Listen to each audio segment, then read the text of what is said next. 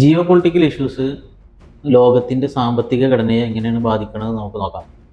Specially ട്രേഡിങ്ങായിട്ട് ബന്ധപ്പെട്ട് forex trade ആയിക്കോട്ടെ, crypto trade ആയിക്കോട്ടെ, ഏത് മേഖലയാണെങ്കിലും ട്രേഡർമാരെ സംബന്ധിച്ച് വളരെ അധികം വെല്ലുവിളി നിറഞ്ഞ ഒരു സമയത്തിലൂടെയാണ് ഇപ്പോൾ കടന്നു പോകുന്നത്.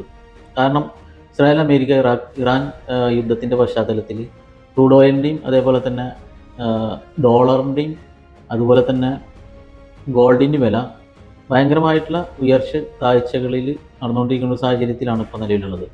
ഇപ്പോൾ മാർക്കറ്റിനെ നമുക്ക് പ്രെഡിക്റ്റ് ചെയ്യാൻ പറ്റാത്തൊരു സാഹചര്യം കൂടെ ഉണ്ട്.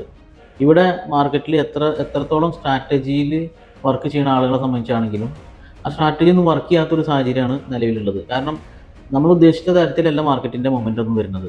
ഇതേസമയം ഇൻവെസ്റ്റേഴ്സ് സേഫ് ആയിട്ടുള്ളൊരു ഇൻവെസ്റ്റ്മെൻറ്റിലോട്ടാണ് എപ്പോഴും മൂവ് ചെയ്യുക.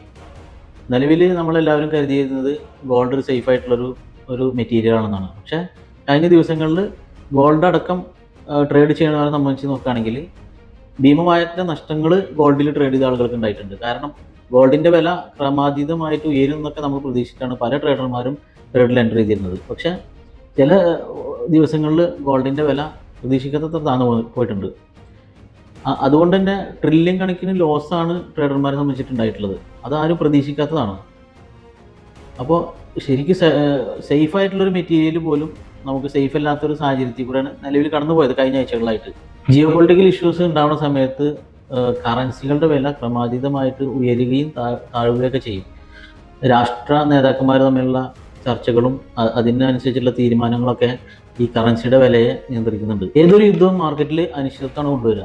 അപ്പോൾ ആ അനിശ്ചിതത്തെ മനസ്സിലാക്കിക്കൊണ്ട് നമ്മൾ ഇത്തരം വിഷയങ്ങളെ സമീപിക്കുകയാണെങ്കിൽ തീർച്ചയായിട്ടും നമുക്ക് ഭയങ്കരമായിട്ടുള്ള നഷ്ടങ്ങളിൽ നിന്ന് മാറിപ്പോകാൻ പറ്റും.